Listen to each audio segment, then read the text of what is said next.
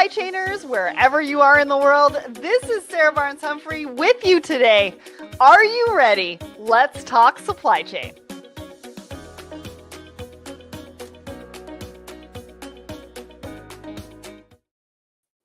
Hello, everyone, and welcome to Thoughts and Coffee. My name is Sarah Barnes-Humphrey. I am the founder and host of Let's Talk Supply Chain. Nicole, let's put that overlay back up.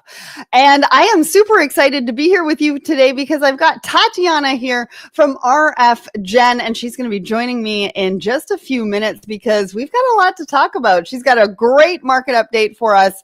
We got a really cool poll that we had a lot of engagement on that we do want to talk to you all about. Plus, we're going to be talking about resiliency in supply chain and a tiny bit about cyber attacks because all of you have a responsibility to keep our supply chain safe. All right.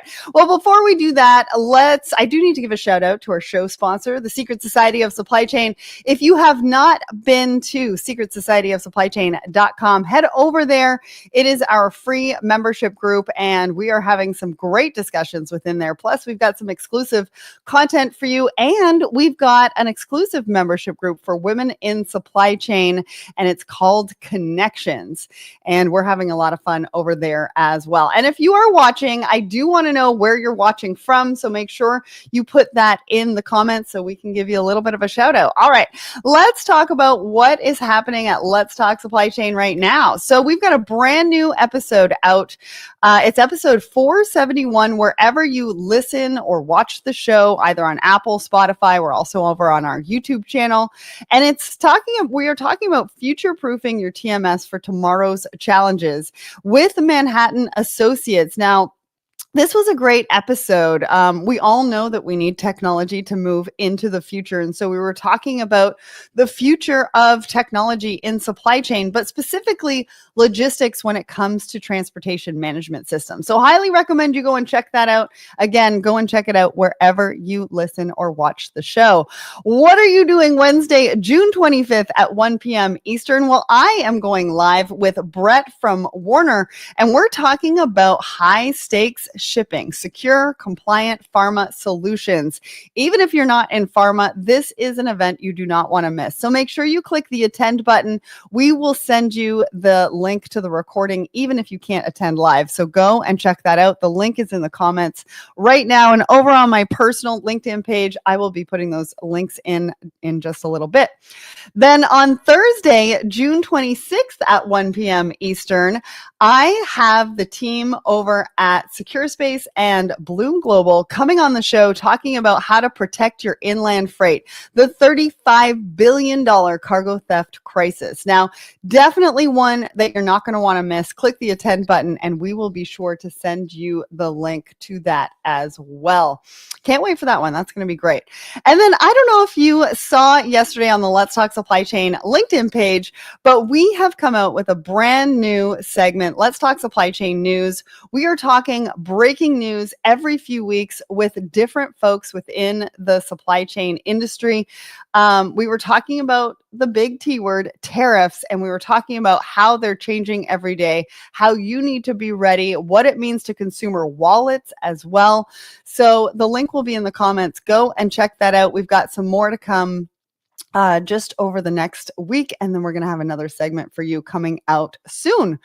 I also have a brand new episode of Blended. Now, this was about neurodiversity in the workplace, and Dan and Dr. Jameson did a really great job of taking us through what that looks like, what it means, how you can support, but also what it means if you are neurodiverse in the work place as well. So go and check that out. You can find that at blendedpledge.org, but we're also over on Apple and Spotify as well. And then I think last but not least, right now, Madison from our team is over at TMSA, and that's happening in Austin. I know she's giving a presentation. I'm not sure if it was yesterday. It might be today. And so if you see Madison, go and say hello. All right. Well, that's it for what's happening at Let's Talk Supply Chain right now. We'll have more for you on our next show. But for now, let's bring up our guest to the stage. All right, Tatyana, good morning. How are you? Good morning. Trying to stay awake out here on the Pacific Coast, but excited to be here. So, California it is. Listen, I know what that is like because sometimes I have to do the show when I'm on the West Coast as well. Sometimes I get a host to come in, but sometimes I have to do it myself. So those are very, very early mornings, and I want to acknowledge and appreciate you for joining us today and sort of beating those morning blues for us. So why don't you tell everybody who you are, what you do, a little bit about RFgen? Sure. Thanks, Sarah. So my name is Tatyana Ventura. Hi, everybody. I lead the customer success org at RFgen Software, where we help customers really transform the warehousing and manufacturing operations, assist with the digital transformation efforts, and really help them future-proof their businesses.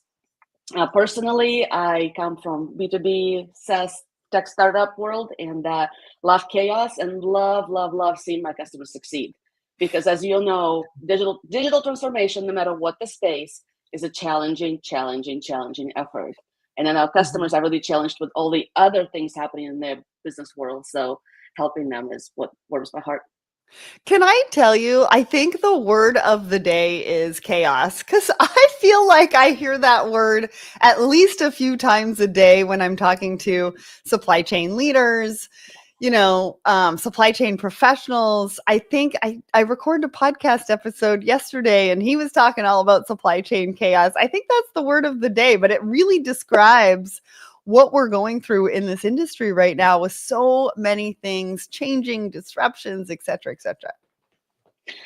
Exactly. And I think part of the problem is, as humans, our nature is to pause. And you talked about the T word, but for my world, it's the P word, to pause. Okay. And I have to talk to our customers a lot that fight it because you have to build on a resilience. You have to future-proof yourself. You can't afford to pause.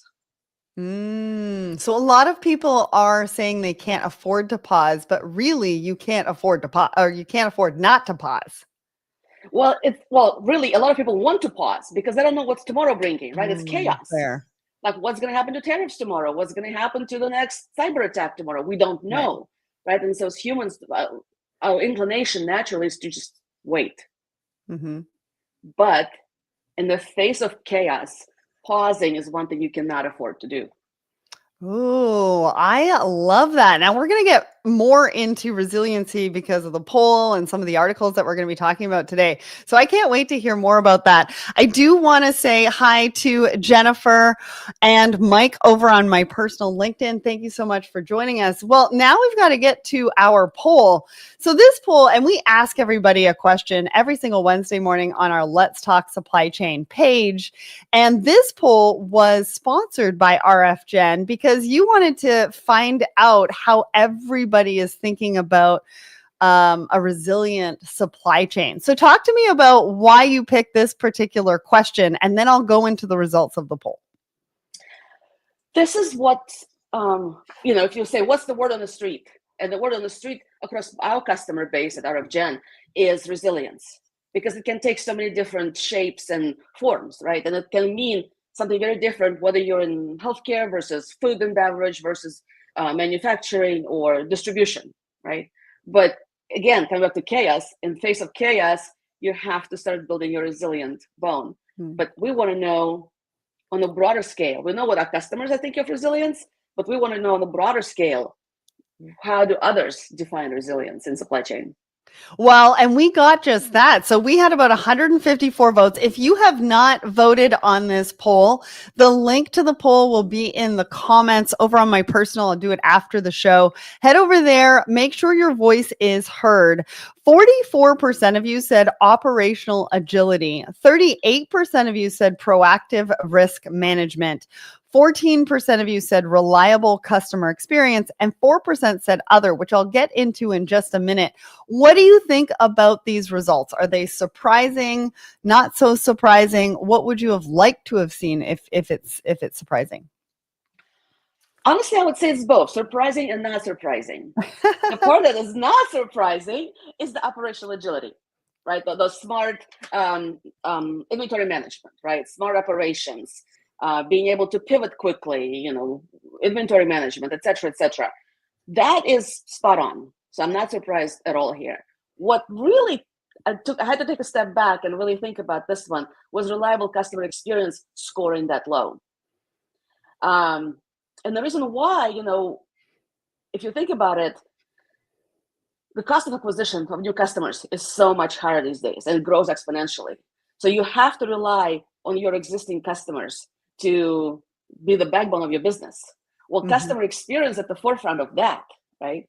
And from whether you're B2C or B2B or direct to consumer business, your experience has to be spotless, effortless, the whole don't make me think philosophy, right? To deliver on that wow experience so customers stay. And so then I'm surprised that the customer experience scored that low. Because if you think about it, supply chain, if you're in distribution particularly, that's what builds trust between the customer and your brand, right?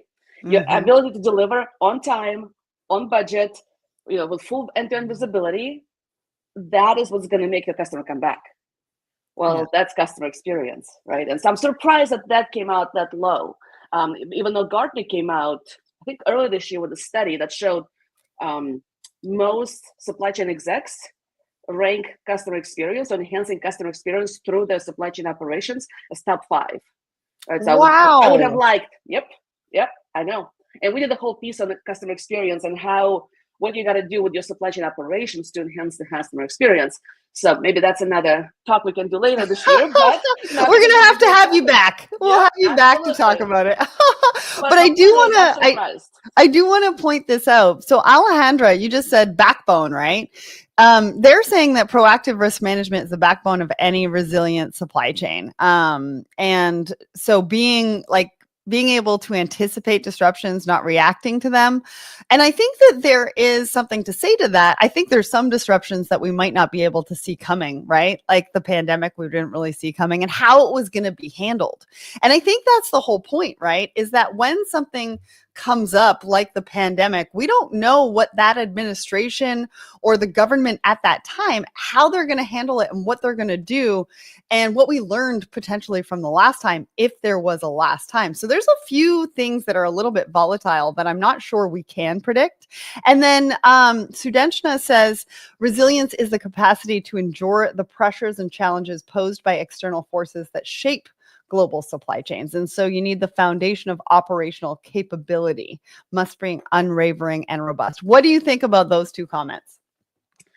I think it's spot on, right? Resilience is over-encompassing, right? It can mean so many things. And it is your ability to pivot when an unknown force is coming your way. If you think back to the pandemic, no one knew everyone's going to be buying toilet paper, right? Like out of all the things people could have been buying, toilet paper wouldn't have been one, right? But that's what was needed. And those operations that had to increase manufacturing really quickly. Or think back to Heinz, who made all of their money. The biggest moneymaker for them was the little packets, with to-go orders of ketchup. But they kept on producing bottles that no one was buying because no one was going to the store. So that is where I think that ability to pivot really quickly becomes paramount, right? And on the fly, that's the other part, on the fly. Yeah, well, we would love to hear from you. Again, there's only one day left on that poll. So if you want to head over, make a comment, make sure your voice is heard. We'd love to hear from you. So now's the time and I just want to give a quick shout out to Tosha over on my personal LinkedIn. Thanks so much for joining us. Now's the time for a bit of a market update. What are you hearing from clients? What can you share from us? What kind of insight can you give for us today? Couple of interesting findings that I found that kind of made me pause. Well, first of all, everyone is trying to think of new ways to make their operations even more efficient. Because again, coming back to tariffs, they have to raise prices. But coming back to customer experience, they don't want to. Because that's going to make their customers go look elsewhere, right? And you do not want to lose your customers. So then a lot of my people coming back to me, a lot of my customers are coming back to me, asking for almost business consulting. Hey, let's put our heads together. Let's figure out what else can we do with RFgen. How else can we optimize operations? What else can we digitize so that we don't have to raise prices, right? How can we offset the cost of tariffs with something else in our operations? The other interesting one, end-to-end visibility has always been big, especially if you're in food and beverage or in healthcare. Um, However, end-to-end visibility all of a sudden becoming even more important because manufacturers now have to be able to trace materials and their origin and where they're coming and going from to be able to avoid said tariffs. I have one customer, they manufacture components in the US and then they ship them to Mexico to actually put the parts together and then ship finished product back to the US.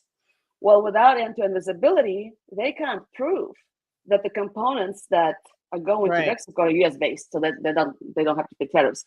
So all of a sudden, visibility has always been there, but kind of on the back burner, right? More of a customer experience, unless you regulated industry. All of a sudden, everyone wants visibility. Yeah, it's so true. It's so true. And everybody has to trace it back. And we're actually going to talk about that in the next article. Or in our first article, that's a great segue.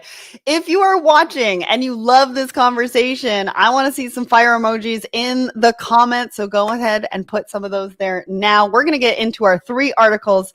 So our first out of the 3 article is really talking about how Microsoft is thinking about supply chain sustainability.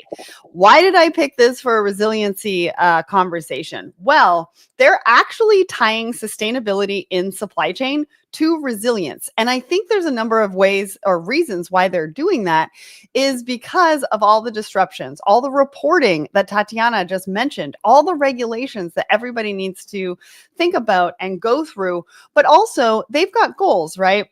They want to be carbon negative, water positive, and zero waste by 2030. And actually, I'm going to scroll through this article because there are some great results that they share in this article of how they've done it and what they've done and how they're thinking about it. One example that I thought stood out for me was reusing cloud hardware to be able to give them some of that resilience and long-term value. So Tatyana, what did you think about this article? What stood out for you? I found it interesting, unexpected, honestly. My take on it was when our customers come to us, hardly ever do we hear sustainability as the reason why they would want to implement mobile data collection, right? However, it is usually what helps close the deal. Because again, if you take customers who currently have paper processes, imagine how much paper they're using every day, every quarter, every year, right? And so usually they come into us because of regulations, like the article talks about that a lot, right? Regulations and traceability. Or they come with certain customer expectations. I have one customer of ours who had to implement mobile data collection because that was a requirement of their customer, right? Right. So those are usually the primary reasons. But when trying to seal the deal and secure a budget, what's added benefit is like, look at all the paper you've been saving. This will going to positively impact your sustainability efforts. So that is usually, for us, it's the other way around, but not surprising.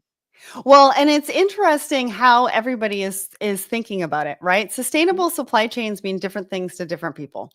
And also different organizations have different goals and what that looks like. And when you're looking to partner with somebody, let's say even like an RFgen, you need to make sure also that the values are there and that they are aligned and that you understand what their goals are when it comes to supply chain, when it comes to sustainability, when it comes to all of these things. Because at the end of the day, what this article talks about is resiliency equals long-term value. And that's what everybody is looking for. We're not looking for partnerships that are only going to be around for a year. You want to work with customers who want to work with you long term, that sees the value in that sees the innovation, the creativity, what you're putting into your efforts with your customers. And they want to see that as well on the reverse side. And everybody's thinking about it differently. So Tatyana, the conversations that you're having can come top down, bottom up. And you need to, talk to them about what that resiliency means, what that long-term value means when working with RFgen, right? Absolutely. In fact, I think that the article talked a lot about traceability and the regulations. And we have a customer who actually, they manufacture paper products, paper cup, your coffee cup that you buy at Starbucks, they made it. Anything they ship to Europe, they have to be able to trace the tree that the cup was made out of down to a square acre. Wow. So yeah, talk about sustainability and traceability and European regulations. Those are tough. Crazy. That's crazy. Well, that brings us to our next article. And this is an ebook that you put out talking about supply chain resilience. Now, you're saying that your customers and you're talking to professionals and leaders, this is what's top of mind for everybody in the industry. So it's very timely that you've put this out. We're going to put the link in the comments right now. I'll put the link on my personal LinkedIn in just a little bit. But tell everybody what they can expect from downloading this ebook. It talks about, I think, the top 4 key priorities for resilience. Can you give us a bit of an overview of what that looks like? And sure. So many reasons why would you want to take control of your supply chain and build a resilient, agile supply chain, right? The one that can pivot and bend without breaking. So we'll look at why smart inventory management is so important. We'll look at optimized warehouse operations. Again, the cost of carrying inventory is substantial. So you want to have just the right amount of inventory on your books and in your warehouse, right? yeah, You also want to be able, speaking of customer experience, being able to ship your orders or manufacture whatever you're manufacturing really quickly the moment your supply, your parts come in, right? So being able to move quickly. Efficiency, right? I think that's the word on the street is efficiency. How can you empower your users or your workers, your labor force, right? Your most expensive asset to do the highest value work. Well, stop them from walking. I mean, that is the biggest waste of productivity on the warehouse or manufacturing floor, walking, right? So ways to gain efficiency there. And then cost management, right? You have to have that visibility. You have to know where your bottlenecks are. You have to be able to predict and pivot quickly from a financial standpoint. So that report goes through all of those, gives some really cool nuggets of information on how to gain that efficiency, that cost management, and optimized operations. So I strongly recommend you download that, and gives you a lot to think about. well, and I think it talks about how you can respond also to all of Yeah. these challenges and disruptions. It talks about what resilience means, I think, because you really surveyed a lot of the supply chain leadership to be able to come up Yes. with these insights of Yes, we did a how survey of other leaders. Yeah. people are also thinking about how they future proof their operations and what it means to them. And so this gives you a really good insight into how to sort of benchmark that data to what you're currently doing today, right? Correct. Awesome. All right. So go and download that. That is in the comments. And again, I will make sure that it gets to my personal LinkedIn as well. We've got one more article for you. And this one is about cyber attacks. Now, you might be wondering, what does that have to do with resiliency? But that has a lot to do with resiliency because we all, supply chain is actually one of the riskiest sort of industries and is the one that's targeted the most for hacks. And we all have a responsibility to secure our data, to secure our technology, to make sure that we are not part of that threat. And all of these threats and how we think about what can potentially hinder, disrupt supply chain. This is all a part of your resiliency roadmap. And this has got to be a big one because this is one of the biggest risks that supply chain professionals and leaders face. And again, we all play a key role in this. So Tatyana, talk to me about this article. What sort of stood out for you? How do we tie that back to mobile data? Couple things to that. First of all, they talk specifically about food and beverage vertical. But I think cyber threat is across all industries, right? It doesn't matter whether you're manufacturing, pharma, aerospace and defense. A cyber threat is everywhere. The other part that I found kind of serendipitous is, well, with mobile data collection, essentially, we are part of the digital transformation. We're helping companies to future-proof and move into the 21st century. We essentially reading them of their paper processes. But inherently, whenever you digitize something and move a very safe paper, you're making yourself inherently less secure, right? So it's a catch-22. On the one hand, hey, we're telling customers you've got to become or the world around you telling them you have to become more efficient, more optimized. You have to be able to pivot, be agile, which means you have to have accurate data available right in the moment when you need it, which means you have to go digital. Right. But by going digital, you're exposing yourself to threats. So Mm-hmm. what we tell our customers is make sure whatever it is you do, whatever vendor you pick, go with someone who's going to be your holistic partner. Go with someone who has done it a time or two, or many.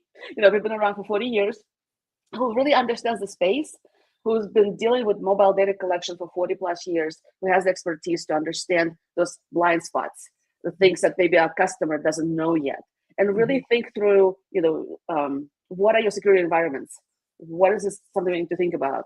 What are the VPN tunnels or zero footprint networks, when it goes to label printing, all of those things. And we can help advise our customers during the implementation on all of those hidden dangers, if you will, or hidden caveats that can make them less exposed to threats. Yeah, absolutely. And I think what you talk about really is the trust, right? You have to be able to trust your partners, because if we're going to be, I think one of the biggest things that this industry is worried about is sharing data. We saw that with blockchain, right? Blockchain came in and blockchain went out. I mean, it's still being used for a few different things within the industry and being brought back. But I think part of that is the collaboration on the data sharing and the data collection.